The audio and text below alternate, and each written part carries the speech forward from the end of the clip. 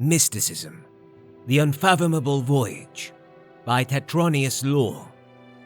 A treatise on the school of mysticism. Mysticism is the school of sorcery least understood by the magical community and the most difficult to explain to novice mages. The spell effects commonly ascribed to the school of mysticism are as extravagantly disparate as Soul Trap, the creation of a cell that would hold a victim's spirit after death, to telekinesis, the manipulation of objects at a distance. But these effects are simply that, effects. The sorcery behind them is veiled in a mystery that goes back to the oldest civilizations of Tamriel, and perhaps beyond. The Psijics of the Isle of Artaeum have a different term for mysticism, the old way. The phrase becomes bogged in semantic quagmire, because the old way also refers to the religion and customs of the Psijics, which may or may not be part of the magic of mysticism. There are few mages who devote their lives to the study of mysticism. The other schools are far more predictable and ascertainable.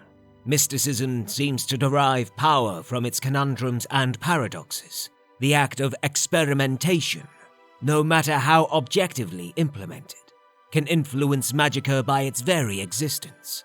Therefore, the mystic mage must consign themselves to finding dependable patterns within a roiling imbroglio of energy, in the time it takes them to devise an enchantment with a consistent trigger and result. Their peers in the other schools may have researched and documented dozens of new spells and effects. The mystic mage must thus be a patient and relatively uncompetitive philosopher. For centuries, mostly during the Second Era, scholarly journals published theory after theory about the aspect or aspects of magicka, lumped together under mysticism. In the Mages Guild's tradition of finding answers to all things, respected researchers suggested that mysticism's penultimate energy source was the Aetherius itself, or else daedric beings of unimaginable power. Either rationale would explain the seemingly random figurations of mysticism. Some even ventured that mysticism arose from the unused elements of successfully or even unsuccessfully cast spells.